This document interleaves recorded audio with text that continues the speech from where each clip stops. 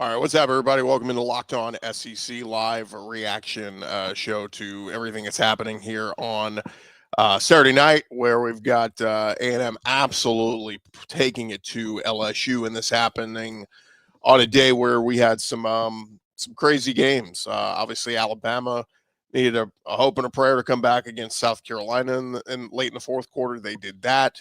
Mississippi State was en route to their first SEC win in a long time against Texas. They let that one slip away. Yeah, and then the nightcap. You thought that LSU had a chance to, night game in Death Valley, a chance to pull off a win against a really good Texas A&M team. They had a lead at halftime, and I mean, absolutely, the wheels came off in the second half, and now a lot of people are calling for Brian Kelly's head.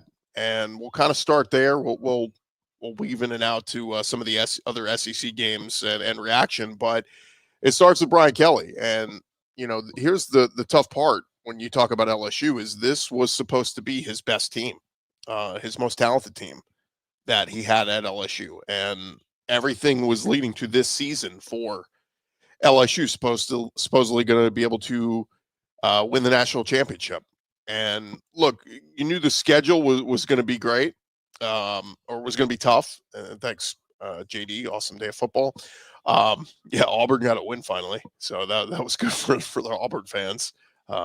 Maybe not so much if you want to keep Hugh Freeze as head coach, but this was an LSU team that was absolutely loaded, and this is a coaching staff that he assembled. A roster that he spent $18 million on, asking people to raise money. And it just was, this has been a debacle.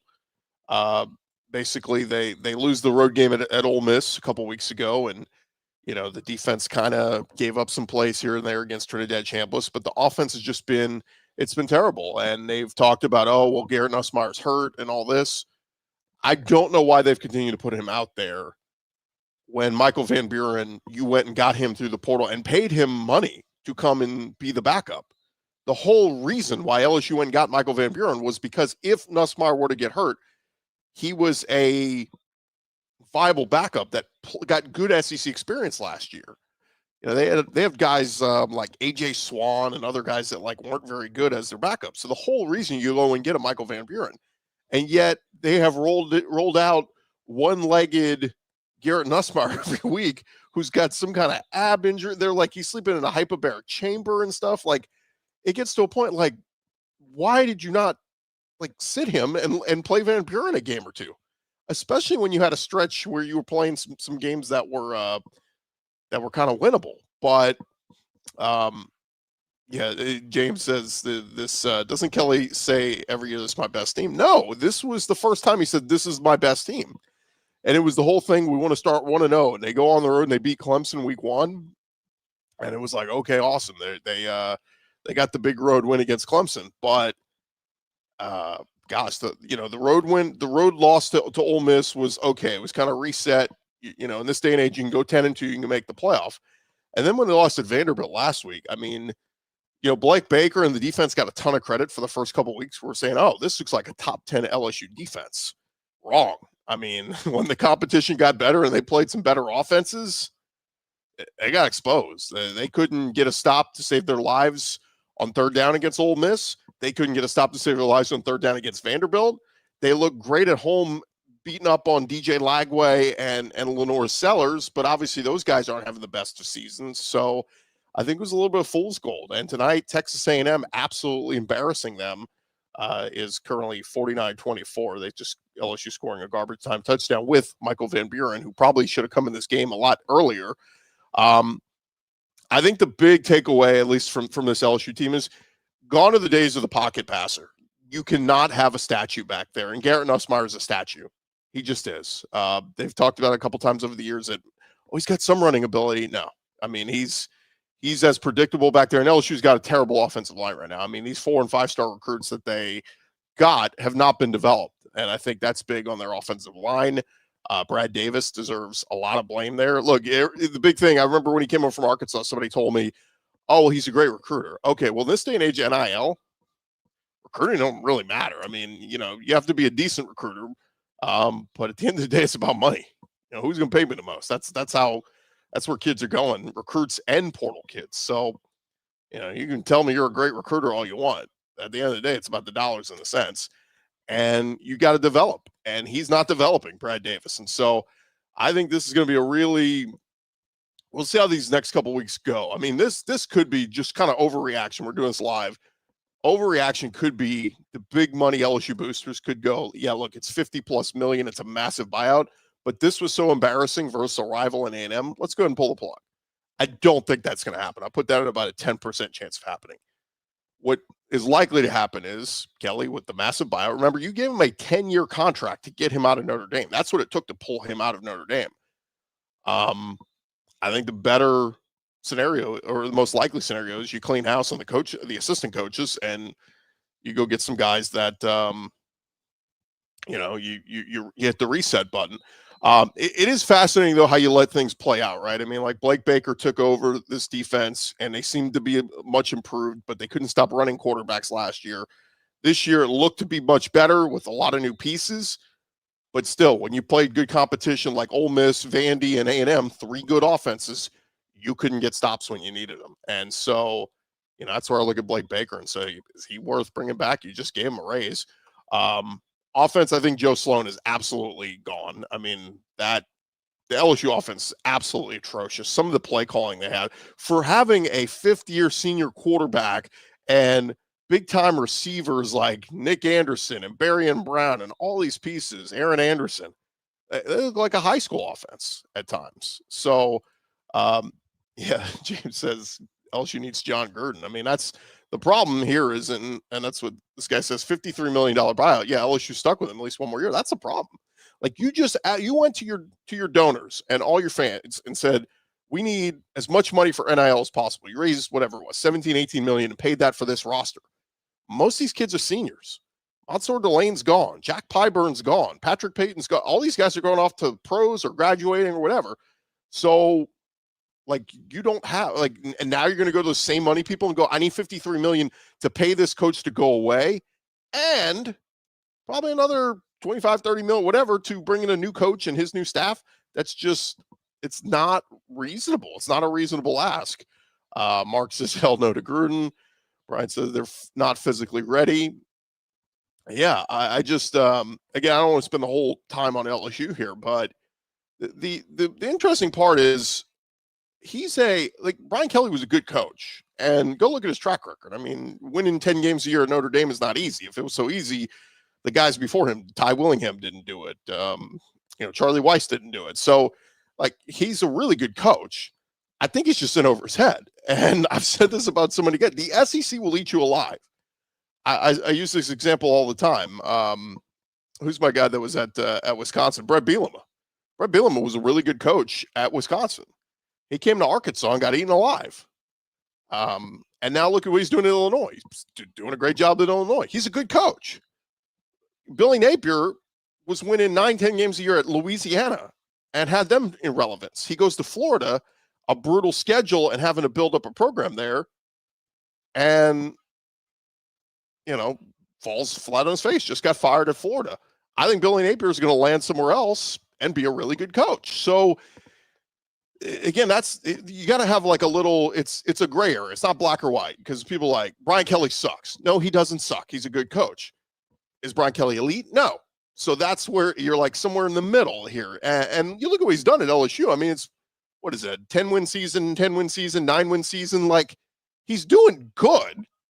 Like, I'll tell you right now, Auburn fans would take that from Hugh Freeze hands down.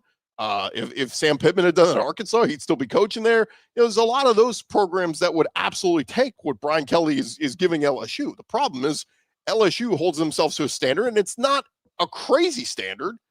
It's a standard of, you'd like to play for or compete for a national championship once every 4 years. And that's been the standard that Nick Saban created back in the early 2000s. Les Miles upheld that, got to and won the national championship in 2008. And then, it got to another one in 2012, had to play Bama in the rematch, didn't go so great. And then when Ed Orgeron took over, they were able to, in 2019, struck gold with Joe Burrow, Jamar Chase, all those guys had the most incredible championship run ever. This is year 4 for Brian Kelly, 22, 23, 24, 25. This was supposed to be the year that he took that next step. And whatever it is, poor coordinators. I'll tell you this, the thing that killed him was Mike Denbrock leaving for Notre Dame. I mean, that offense with Jaden Daniels won the Heisman. And it just so happened they had Matt House, who was the most atrocious defensive coordinator you've ever seen. And Jaden Daniels, that's like a big, like, he owes a gut punch to Matt House to say, basically, dude, you cheated me out of a championship. Like, we should have been in the 14 playoff with that offense that Jaden Daniels had. Let's catch up with some of these. Contract won't allow him to be done.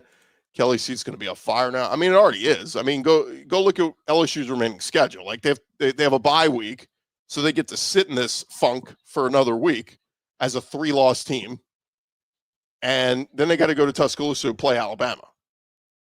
Yeah, the seat is going to be flaming hot, and it is. And again, there's an outside chance that maybe the boosters say, let's fire him tonight. Brian Kelly is done by fanfare, but not contractually. $53 million to remove a hemorrhoid. LSU in a different world, though. Kelly's a good coach, not a great coach. He's not what LSU wants. Brian Kelly is embarrassment to LSU football. LSU job going to be the number one job open on the coaching carousel. I don't know. I mean, look, LSU job's always an attractive job because it's one of the few jobs where you're a premier program in the state and you don't compete with any outsiders for talent in the state, really. And basically everybody wants to come play for you. And so, Nick Saban said that years ago. You put up a fence around Louisiana, and yeah, you're going to be in a great spot. The tough part here is, man, you're going to have some other jobs. Oh, Florida is a big-time job that's open. Penn State is a big-time job that's open. Arkansas, we'll see how much money the Walmart family and folks want to spend there. We'll see what happens with Auburn here in these next couple of weeks. Hugh Freeze could still be let go. Kentucky could open. So, yeah, look, there's a lot more jobs that could be open here. And again, I just go back to, like we're saying, $53 million for somebody to go away. It's funny. There was an A&M fan commenting tonight who was like, "Oh yeah, good luck paying that buyout." I'm like, "I'm sorry, what? You guys are still paying Jimbo, and you're still going to be paying him for a while. So like, if you really want to get into a shoving match over like, oh, you guys are going to pay a massive buyout. You're paying a massitive buyout. Auburn's paying buyouts still. Like, everybody's paying buyouts, and this is the tough part we get into when it comes to coaching is like, dude, like, can we keep sustaining this in this day and age where we're paying players and we got revenue share and we got to pay players and the NIL and transfer portal and everything else? Can we afford an era of college football where we're continuously paying coaches 30, 40, 50 million to go away? It's a terrible precedent to set, and the agents have the 80s over the coals, because here's the funny part. Clark Lee recently, not, like, good, not great coach. 2 years ago, didn't win an SEC game, right? And now 2 years later, here he is. He's got Vanderbilt having their most, awesome season ever. 7-1 for the first time, I want to say, since 1941. Incredible. Guess what the discussions are going to be? Contract extension for Clark Lee. If you give Clark Lee a 5-6 year deal worth, I don't know, hundreds of millions of dollars, and he stays at Vanderbilt, but he loses Diego Pavia, loses this guy, that guy, and then next year falls back to the pack and goes 5-7 or 4-6 or whatever the math is, 4-8, suddenly Vanderbilt fans are going, oh, this guy sucks. And then you get into that rut of, well, what's the buyout and all this? So again, this is where I think, like, there really needs to be a come to Jesus on the coaching contracts. Like, because what I always say is, like, okay, if a coach got 7 years for millions and billions of dollars and he has an awesome year, you know what the athletic director should tell that agent when they come, hey, better give my guy a raise? You go, no, he's earning his contract. It's the same thing in the NFL. Like, when a rookie has a really nice season and they go, we need to start talking, pay raise, you should go, no, he's earning his current contract. Like, when this contract is nearing over, then we will talk extension. But the ADs scare the hell out of these scare the hell out of these ADs because they go, hey, if you're not careful, this other school's going to come along and steal your guy. And so they freak out. They go, oh my God, let's pay this. I mean, Texas did it when Alabama opened, right? Sark got a raise, Norvell got a raise at Florida State, and they freak out. And now how are things going? I mean, today, Sark had to, I mean, the rumor comes out that Texas or Sark is flirting with the NFL, the Tennessee Titans. Might, hey, I might be interested. And by the way, Diana Rossini putting that out there, Diana Rossini's rarely wrong on stuff. So, like, for her to take that and run with it, she's a reputable reporter. And then Sark and everybody's basically calling her out, saying that's not true. It's like, okay, well, do we think Diana Rossini just made that up and put it out there? Like, so anyway, I say all that to say, like, this is a vicious cycle. It's not going to end. Lane Kiffin's going to be the hottest name. He's the hottest name on the block for multiple jobs right now. Florida fans are already, they're already sketching his name into the wall at the offices in Florida. Like, they're ready to put him in there. And Lane's having an awesome year at Ole Miss. And look at what Kurt Signetti just got at Indiana. I mean, if Ole Miss steps up and says, hey, Lane, we'll pay you a Signetti type deal to stay here, then Lane might just end up staying at Ole Miss. So we're gonna see. Let's catch we watched the same movie 2 years in a row. Auburn wants John Summerall. We have no offense. They got our defense one of the best in the SEC. Survived Jerry DiNardo. This is the greater embarrassment. I don't think so. Jerry DiNardo was more of an embarrassment. Look, Brian Kelly's winning 9-10. He's probably going to go 8-4 this year. So look, that's not for what the expectations were. Yes, that is falling extremely short, but it's not 6-6, 5-7, and that's where Ed Ogeron had this program when he got let go, right? Like, it was barely or missing a bowl game. Like, that's way greater embarrassment than an 8-win season in a Music City Bowl, which is probably where LSU is headed. Chuck says Lane Kiffin, luck to Vandy. That was brutal to watch. Vandy broke them. Again, I don't think Vandy broke LSU. I just think the offense wasn't very good to begin with. And Vanderbilt's awesome. I don't know what was wrong with Vandy's offense tonight. I give Mizzou defense credit. They played their butts off, but I thought Pavia was going to have a much, much better game than he did. Zaire says, go Gators. Yeah, we'll see who they end up with. Mike Archer was a better coach. That's not true. Mike Archer stunk. DiNardo, bring back the magic. Things were horrible before him. Roll Tide, roll. Congrats to Tennessee for being the best place of our rivals compared to LSU and Auburn. A&M has nothing to say about buyouts. It's true. A&M can't talk about buyouts. A&M invented NIL. Yeah. Ask Jimbo about that. I remember when they were talking about Jimbo's buyout, they were saying, like, they were literally having to cancel orders on office supplies at A&M's offices. They're like, we're going to be penny pinching for a while over here. And they got Mike Elko relatively cheap. They didn't have to pay, exorbitant amount of money to go get him. But if he keeps winning like this, they will. They have to step up. And again, this is where the agents pull the ADs over the coals. Like, hey, better pay my guy. Penn State's calling. He might leave. And then you come out a 7-year extension for Mike Elko, locked in. And then next year when he goes 6-6 at A&M, they're all going to be like, fire them. It's just like, this is the vicious cycle we run into. Hotty toddy. Yes, Ole Miss has been an incredible win for Lane. And if you guys have not seen it, Ole Miss's remaining schedule, they host South Carolina in Oxford. They host the Citadel. They host Florida. And then they play the Egg Bowl on the road. Even if they win their next 3 and lose the Egg Bowl, which is going to be a fun, always a fun rivalry game, and Mississippi State's somewhat competent now. I mean, that's still 10-2, and Ole Miss is in the playoff. So mission nearly accomplished for Lane so far. That was a big win on the road at Oklahoma against a really good defense. Can LSU afford to not move on from Kelly? That's the interesting challenge for LSU is you get into this area of how do you sell the fan base on bringing Brian Kelly back next year? Like, who's going to – I saw LSU was they just approved their board just approved going up on ticket prices next year and parking. How do you sell that to your fans? Like, hey, yeah, we're going to go up on everything next year. And hey, we're bringing Brian Kelly back. Who's excited? Not one damn soul is excited for that. So again, that's the interesting part is can LSU afford not to move on from Brian Kelly? That's, who's renewing. I've seen a few people now. People talk, they say stuff on the internet, but like I've seen multiple people saying like, I'm not renewing my season tickets next year and stuff like that.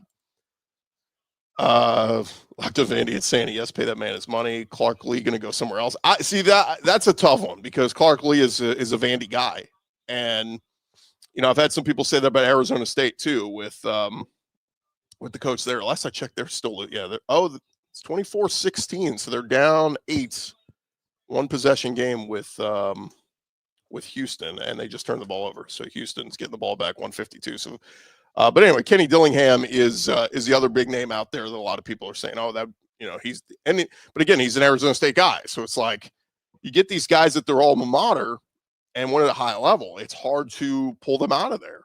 And especially Clark Lee, like he's built Vandy into this. Like, again, money talks. That's always the big thing. If somebody wants to quadruple Clark Lee's salary to go somewhere else, yeah, he may end up looking elsewhere. But, Kelly shouldn't even do the post-game interview. She should be fired already. Again, you got the $53 million. That's Scott Woodward's probably saying the same thing. I'll fire him if you got the $53 million. Where's that coming from? Sign him to a contract. Vandy's OC might be gone for a head coach gig. Roll Tide is the South Carolina game over. That was a hell of a comeback by Alabama. I mean, it felt when Lenore Sellers went in and scored that touchdown and go up 8, it felt like this is over. I mean, Ty Simpson for the first time all year, well, since the Florida State game, he was rattled. I mean, he was not playing well. And they gave him a little bit of time, protected him, started to find his receivers. Ryan Williams, as good as he's been, I feel like is massively underachieved this year from the expectations we had for him. But my God, is Jeremy Bernard not the Alabama MVP for the season? Jeremy Bernard is. It was funny. They hit him on it was like a quick slant or something. He dropped it, and they said that's his first drop of the year. Like Jeremy Bernard has been automatic for them, and he's every time they need a big play, he seems to make a big play. So that was a massive, massive get for Kalen DeBoer and them from the portal. And by the way, to get Ryan Grubb, it is night. Bama's offense is night and day from what it was last year to what it is this year. Ryan Grubb with Kalen DeBoer. There's a reason those two guys work really well together. And it's work. And again, tough game today on the road in a hostile environment, but you found a way to pull it out. Bama's awesome. You got to tip your hat, man. They're going for it. Was a 4th and goal, and they went for it and get the touchdown. It's like Kalen DeBoer is dialing up all the right buttons or pressing all the right buttons, whatever analogy you want to use. Brian Kelly is the Dale Brown of football. Dale Brown went to a lot of Sweet 16s. That's the problem with college basketball is like Sweet 16 is considered a massive achievement because the tournament is so hard to get through. Good win, Jack, but War Eagle. Auburn fans talking trash today. If I'm an Auburn fan, I would take my win and just quietly go, all right, good win, but we gotta see how the rest of the season's gonna shake up. Yeah, look, their defense stepped up and they got the turnovers on Arkansas when it mattered most. Jeremiah Cobb. It's amazing what happens, Hugh Freeze, when you actually hand the ball off to your running backs and let them do work. They did that today with Jeremiah Cobb, and it worked. Why the hell they haven't been trying to run the football in recent weeks is beyond me. Why Jackson Arnold has been himself the one, running it, and it's like hand it off to the running backs. USF coach to Florida to be a good fit. Yeah, Alex Golesh, they had a brutal loss today to Memphis, by the way. Two good teams. But that was basically the winner of that game was putting themselves in the driver's seat to be a playoff team. And Ryan Silverfield and Memphis get it done. And Alex Golesh and USF fall short. Grammatica, ironically, their kicker that made the game winner against Florida, misses the game-tying field goal that could have sent it to overtime. But yeah, so that's, so South Florida blows a golden opportunity there. Vandy, I think Tim Beck is happy being an OC. Yeah, we'll see. Look, he's been great. The creativity that Vandy has had offensively, not so much today. Today was just a brutal slobber knocker of a game with two really good defenses.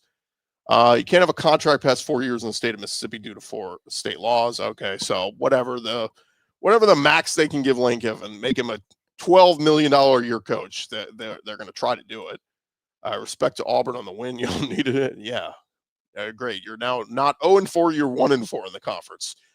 The worst thing that could happen for Auburn is Hugh does win some games and he saves his job. Like, you talk about LSU fans. Do you feel confident in going into next year with Brian Kelly?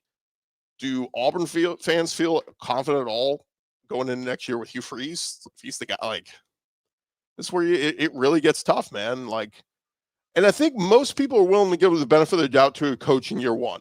Most people are willing to give a benefit of the doubt to a coach by year two.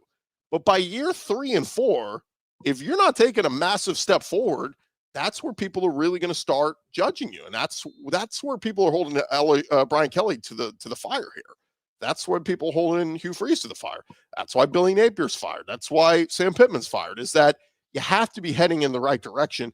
Nobody's expecting 12-win seasons every year. That's outside of Tuscaloosa. That's unrealistic. But you have to be showing signs of improvement and take a step forward. See how much money is being thrown around. Roll Tide. Mizzou's defense is that good. Got a bunch of elephants. I assume that's Alabama fans. Congrats on the win, sir. Roll Tide roll. Tennessee could make the playoff if they beat Vandy and Oklahoma. Yeah, that's going to be a tough game, though. That's the last game of the season for Tennessee. It's going to be home versus Vanderbilt. And we'll see if Vanderbilt wins these next couple. If they can win at Texas next game, they can lose at Tennessee and still be a playoff team. Now, if they beat Vanderbilt, what's going to be really interesting here is what happens if we have a bunch of 11-1 teams. Like, A&M right now, they still have a chance to go undefeated and get to Atlanta. But what happens if you've got, let's say you got A&M with one loss, and then you've got Georgia, Alabama, Ole Miss. Like, you have just this Vandy. You just got this hodgepodge of 10-2 teams. Tiebreakers are going to come into play, and then some teams may say, you know what, I don't even want to go to Atlanta. I'd rather lose and sit at home and get ready. Have that week to get ready for hosting a home playoff game the next week, potentially. Ole Miss ain't losing to State. Again, weird things happen in the Egg Bowl sometimes. Kewan Lacey could get in the end zone and decide to fake like he's peeing on a fire hydrant and get called for a penalty. As an Auburn fan, say what you will about Lane, but he's a good coach. Yeah, I've talked about this before. What changed with Lane is people were angry or people didn't like Lane and the outspokenness on social media, and people basically saying like he wasn't mature, and that was correct on Lane. But something happened these last 2-3 years with Lane is he established himself as a really good head coach and winning 10, 11 games. And I think people look at it now and go, okay, we're willing to look past the immature stuff. And I do think Lane has matured to a certain extent, but I think some of those ADs are willing to look past because remember, even as recent as last year, before Kalen DeBoer got hired, the rumor was Alabama, he wasn't even on their list. Like, they didn't even want to consider him because they just thought he's that much of a headache. He's that much of a immature guy, whatever. Well, now I think he's established himself as one of the best coaches in college football with how he wins, how he coaches. The offenses are great. I think now people are willing to look past that. I think if the LSU job opened, I think, most LSU fans would put at the top of their list Lane Kiffin. There was talk a few years ago when the LSU job opened that Lane Kiffin wanted the job and LSU didn't even include him on their list. Because again, immaturity and all that.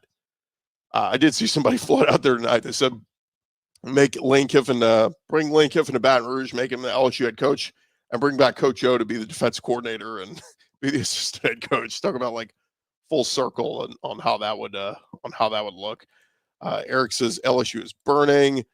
Brian says Kelly is done for. I never seen LSU at 9 Death Valley take an ass beating like that. Well, I did. It was a year ago against Alabama. Again, that's the crazy part about this is prior to that Bama loss at the end of last year, Brian Kelly was undefeated at night in Baton Rouge. In fact, he was undefeated in Baton Rouge except for one game, that 11 a.m. game home against Tennessee with Hendon Hooker when they came in and they took it to LSU that day, and then we found out Hendon Hooker was damn good, and that that whole Tennessee team was really, really good. But that was, for a while, that was Brian Kelly's only home loss, home SEC loss, and then, and then he was, and then undefeated at night in Death Valley until Alabama took it to him last year, and now Texas A&M takes it to him like this.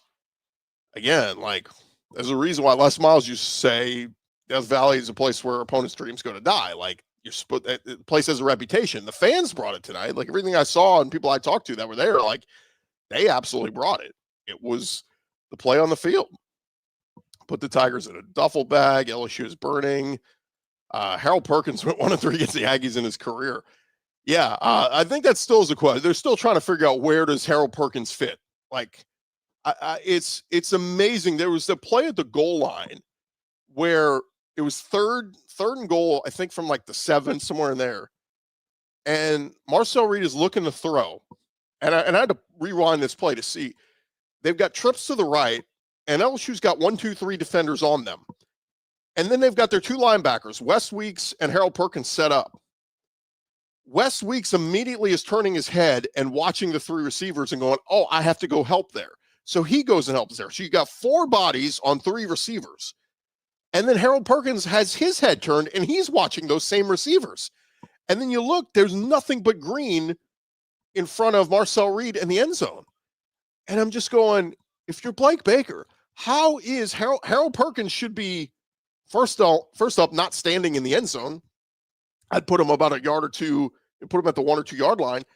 And, and the running back comes up to release, and it looks like he goes to react to, oh, maybe I'm supposed to cover him. But your eyes still need to be on Marcel Reed. And because there was nobody there. Marcel Reed tucks and runs. He's like, oh, that was easy. There was nobody there. And that's just a microcosm of what this year has been with, like, constantly out of position still. Harold Perkins was incredible as a freshman at LSU, but it feels like for the past 3 years, the conversation has constantly been, what's the right position for Harold Perkins? And it needs to be on the defensive line, either coming off the edge as a blitzer or setting the edge, covering a running back out of the backfield, something like that. And he's just always been out of position there. I hated the hire when it happened. I assume you're talking about Brian Kelly. Again, he's a good coach. Like, that was a big-time coach. LSU wanted Lincoln Riley. They supposedly had an agreement with Lincoln Riley. And Lincoln Riley shunned them and went to USC. And, again, you can argue it's worked out just as average for him as it's worked out for Brian Kelly. In fact, it's kind of been worse. He's had worse losses and worse seasons there at USC than Brian Kelly's had at LSU. Clark Lee needs to stay at Vandy. I'm a Gator fan. I'll take Lane, Drakewitz, or Franklin.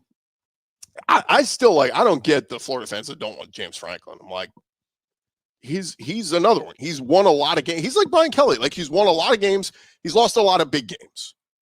But, like, at Florida, if you tell me right now James Franklin's going to come there and win 9-10 games a year, if you said right now James Franklin will come and win 9-10 games a year, but he ain't going to win a championship in the next 5 years, if I'm a Florida fan, I would take that at least because you're relevant. And at least, like, you have a chance to, okay, maybe if we get in the playoff, who knows? We go 10-2, we get in. But clearly wasn't going to happen with Billy Napier. And that schedule, I mean, I know we're changing up the opponents and the schedule here real soon, but, like, the schedule's been absolutely brutal for Florida the last few years. Thank you, sir. Still want Freeze gone. Yeah, I think that's where most Auburn fans are still. Like, there's no redeeming for Hugh Freeze at this point. All these schools making hundreds of millions for years. Every big school has the money to fire somebody. And, yeah, I mean, it gets really complicated. I don't want to get into the whole economics of everything, but, like, you have some athletic programs that are operating at a loss or operating at, like, a net zero. Like, they don't profit because what they spend versus what they bring in. You can get in a real complicated thing down the road. But, like, that's why they ask donors for everything. Like, they come to the fans. And college football is the only sport that does that. Like, can you imagine the NBA? The NBA sells season tickets, and then they go, hey, we're interested in bringing in James Harden as a free agent, so we're going to need you guys to pull some money together to make this happen. You're like, what the hell? Why do we have to pay his salary? So it's just crazy. I get his bite is cheaper than Brian Kelly's at LSU. Jeremy will be the reason if Bama gets to the SEC and the Natty. Yeah, Jeremy Bernard's just been awesome. South Carolina was about to storm the field until we rolled. Yeah, that's a tough one for South Carolina fans. Felt bad for them. Roll Tide. I think we play A&M in the SEC title game again. This is the tough part, man. Georgia's still sitting out there. This was a topic of debate in our Locked On SEC group. Is because somebody was saying like, oh well, this coach isn't good. This coach isn't good, and I said, all right, well, who's good? Like, who's elite? Because it seems like everybody's kind of a little bit average right now. I think Lane's a really good coach. I think Kalen DeBoer is proving himself this year. Now, I can't completely ignore what DeBoer did last year. There were a lot of bad moments. Lost the bowl game, lost the opener to Florida State this year. The last 6 weeks have been incredible for Alabama, so you give them that. But I still think Kirby's probably the best coach in college football. Like, he's the best of the best. Kurt Cignetti's making a case at Indiana. I mean, he's doing a great job. Again, small sample size. I think Elko, when they've crumbled down the stretch last year, but they started real strong. They went into the Texas game knowing if they win that game, they could go to Atlanta, and they're sitting in a good spot. Brian Kelly just earned his $53 million tonight. That's a problem, man. You make that much money. And look, the other part is people forget this. When they were doing that whole NIL thing, he threw in $1 million of his own money. Like he understood how dire this was to get a hell of a roster and the pressure he was going to be under in year 4. So it's not like he just took all his money to the bank and said, "Oh, I'm going to take my money. Y'all suck." Like he tried within the boundaries of the rules, but yeah, certainly he's not going to come to the, or maybe he could. Maybe he can go to the athletic department and go, "Hey, guys, I'd like to take a pay cut. Yeah, if we could tear up my current contract, I'd like to renegotiate this and take much less money, and let's use some of that other money to pay some elite coordinators to come in here and help me." That's the crazy part is you think about Brian Kelly's games teams at Notre Dame. He always had great offensive line and great tight ends. And these teams don't seem to be like at LSU. You lost Mason Taylor. Trey Green seems to be really good. The Bauer Sharp kid, super disappointment. They paid him a pretty penny to come in the transfer portal from Oklahoma. He's been a super disappointment. And the offensive line's been terrible. And this is with guys like Weston Davis and Carius Kern and guys that they paid big money to come in. Let's see. Auburn is on a roller coaster. Wish that I could become a losing coach. Yeah, look, we had Will Williams from Big Brother on, was that last week? And we were talking about that with Will. We were like, dude, the best job in America you can have is fired football coach. If you guys seen videos of Coach O and him out, I mean, he goes running on the beach every day and like he's living it up. He was in Destin for a while and he was on South Beach. I'm sure Jimbo Fisher's living a very lavish lifestyle right now. I know Kevin Sumlin was for a while and he had a DUI and other stuff that got involved.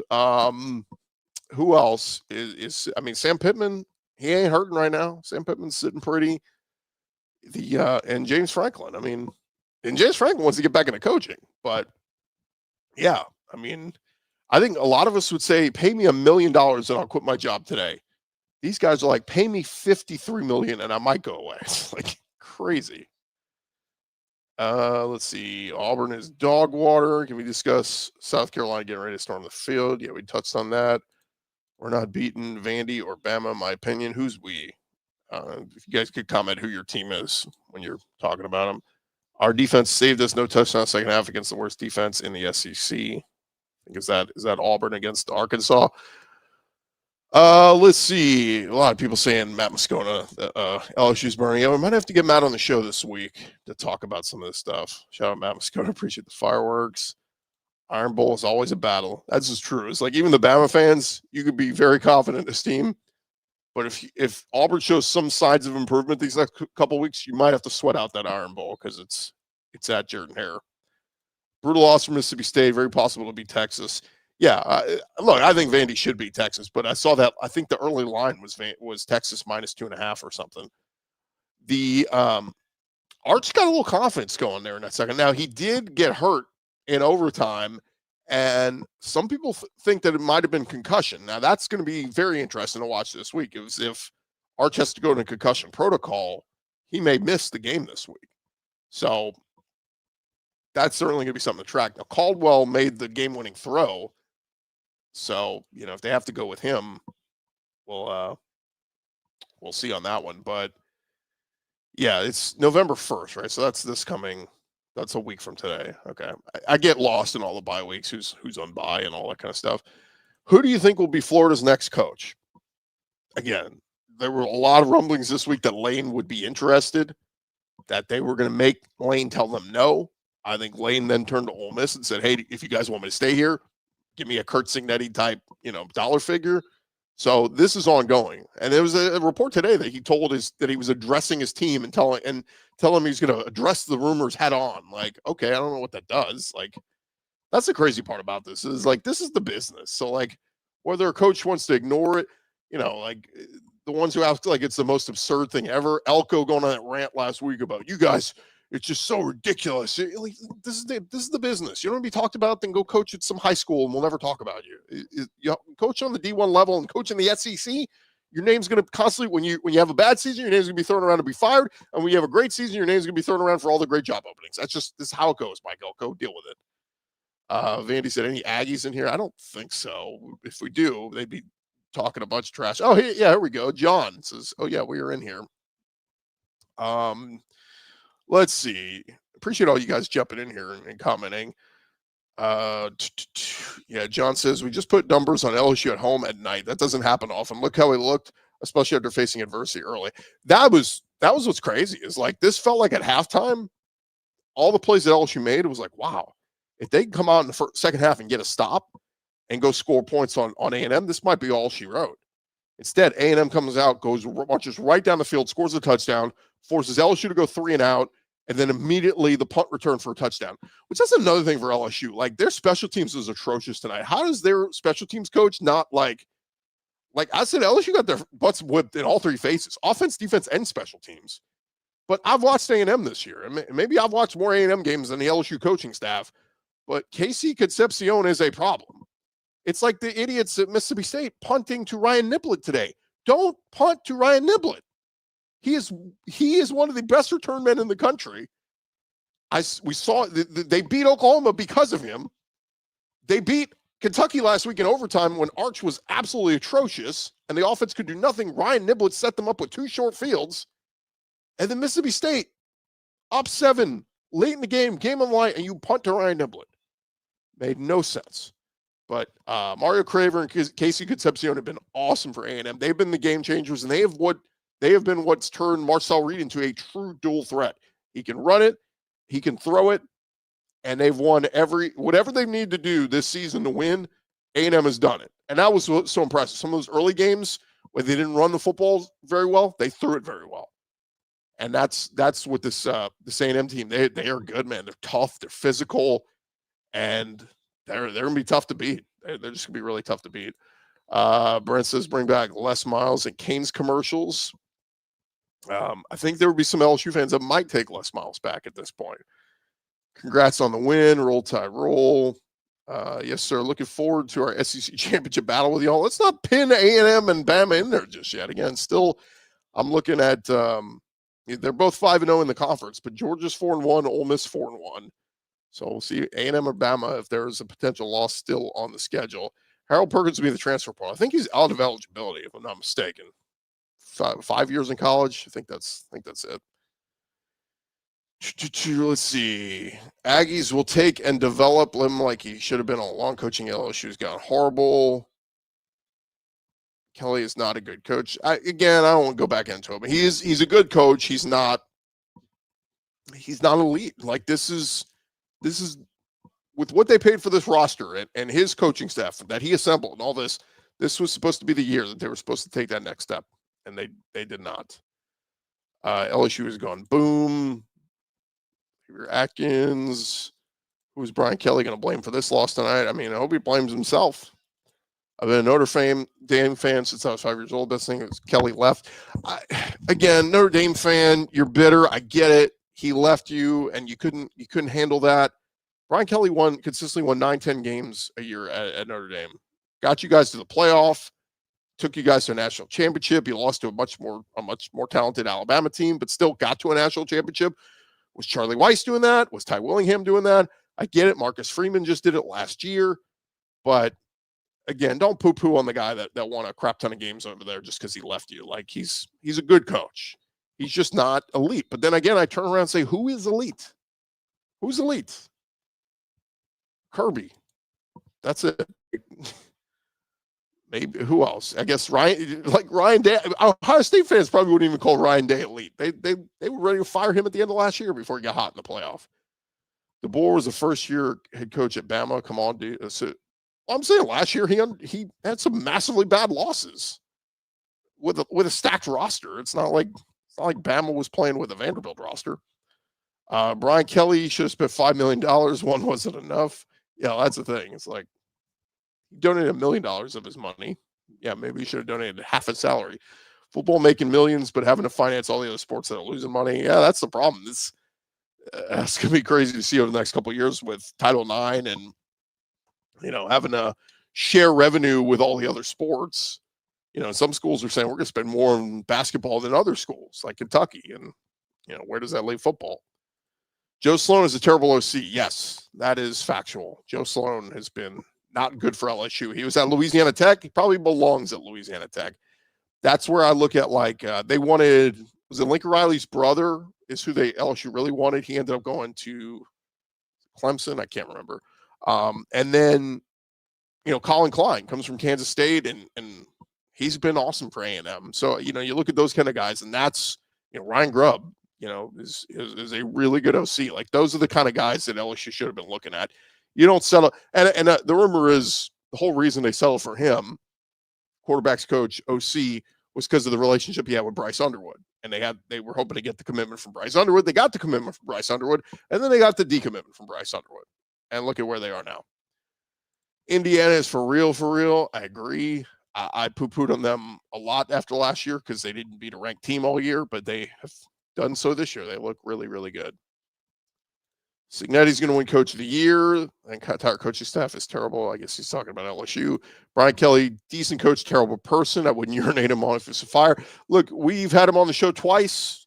I can just tell you from my interactions with him, he's very nice and seemed like a genuinely good dude just in our interaction. But definitely a guy who holds himself to a standard of professionalism. And I don't know if that works this day and age in college football. Like, I think you kind of have to be a player's coach. Like, I don't think the yelling at players and trying to instill discipline, like, you were 10 minutes late for class, so you will serve this, and you will, all that kind of stuff. Like, I think you look at the Marcus Freemans, the Lane Kiffins, the guys where your players are high-fiving you. I'm not saying you got to be buddy-buddy with them, but I think that the player's coach is kind of the model these days, more so than the disciplinarian, I'm going to hold you to this standard. Like, I don't know. It seems like the game has changed, especially with the transfer portal. As you piss off one 5-star, he's gone. He's going to hit the portal. Blake Baker. Yeah. I mean, Blake Baker went from first few weeks of college football season saying, man, this dude's awesome too. Suddenly you appear to still be a bad defensive coordinator. Is it over for Jackson Arnold at Auburn? I believe so. They made the quarterback change and it led to a win.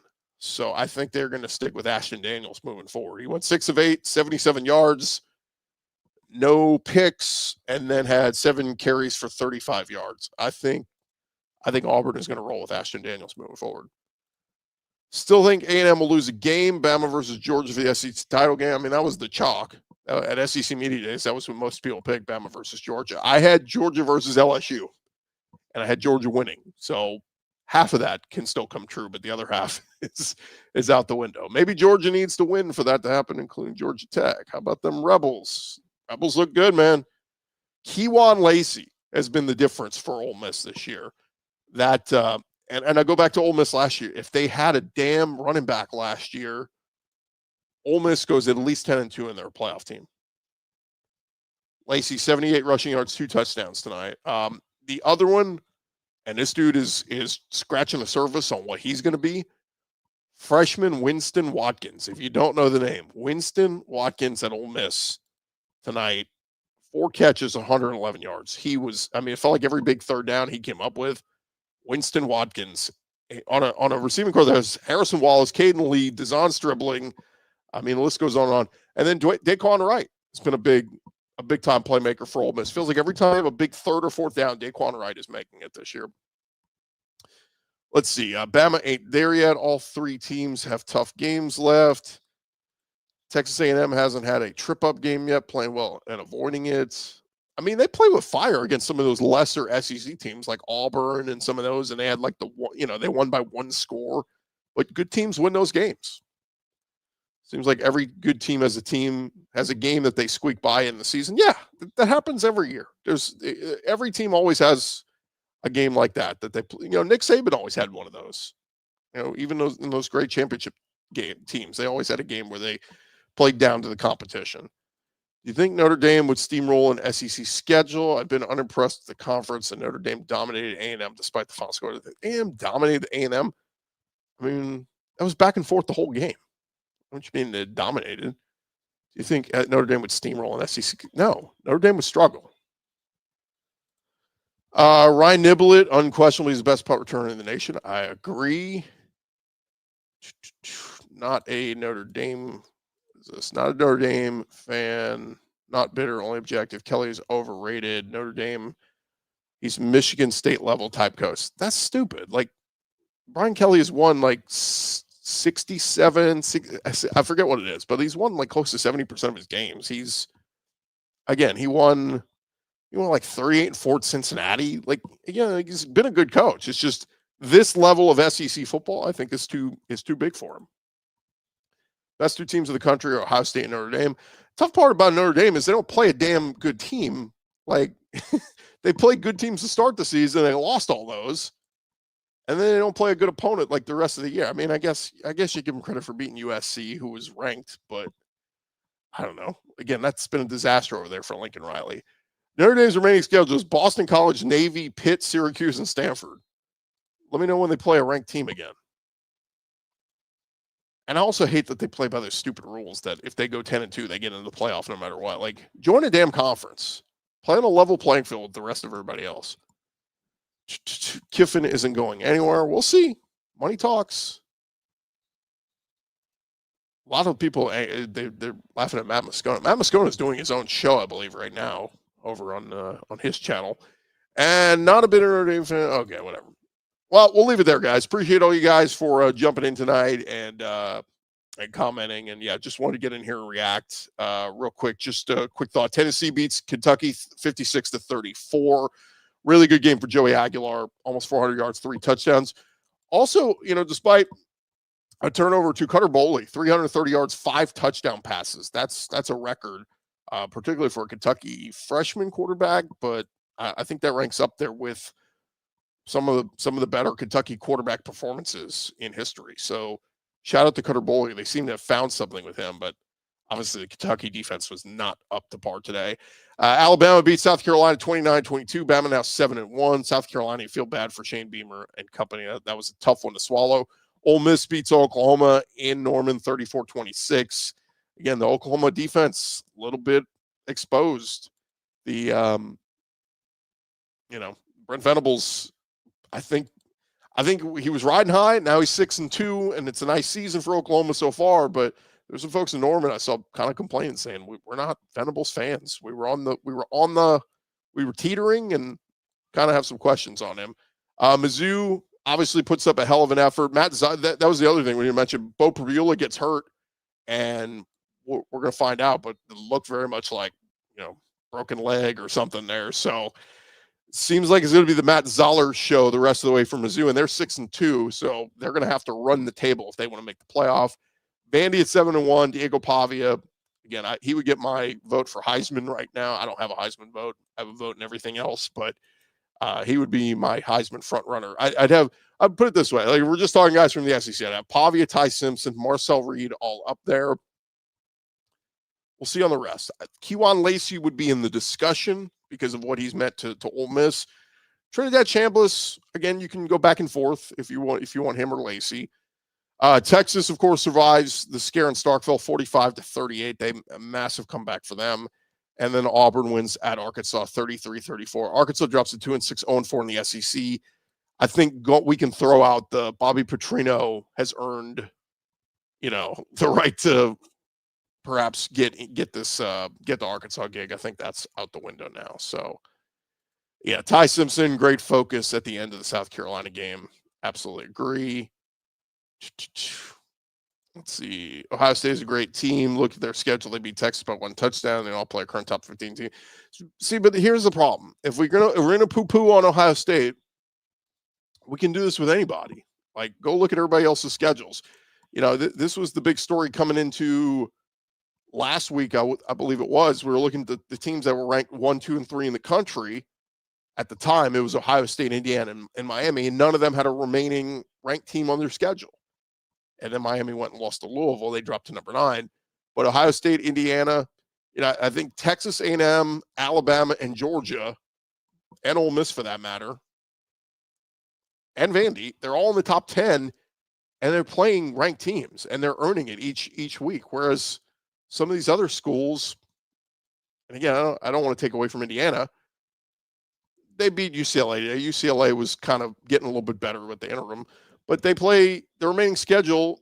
They just beat Michigan State, who was unranked. They beat UCLA, who was unranked. They play Maryland, Penn State, Wisconsin, and Purdue. Now, 3 of those 4 are all on the road, but none of them are ranked. So this is where it gets tough. If we're like, if you're the playoff committee, you're like, how do you talk about an Indiana team that has like 2 ranked wins, and then an Alabama team that's going to end up with like 6 ranked wins? Like, they're not level playing field. So, like, I'd almost put a 6-1 Alabama ahead of a 7-0 Indiana because Bama's got a better resume. And yeah, we could talk about Bama's loss to Florida State, but that gets canceled out because of all their good wins. That's what I always say. Like, when we talk about resume, who have you beaten? Is the simple question I always ask. Who have you beaten? Prove to me you have beaten good teams. But instead, we always go to losses. Well, who'd you lose to? Well, you lost to this team. Okay, great. But to me, in my opinion, 1 or 2 really good wins cancels out a bad loss. So then if you got 4 really good wins over ranked teams, that should jump you over a team that has 1 win over 1 ranked team. So, all right, we'll leave it there, guys. Thank you guys for checking us out. Locked On SEC, wherever you get your podcasts, we'll be talking and reacting to the weekend that was all this week.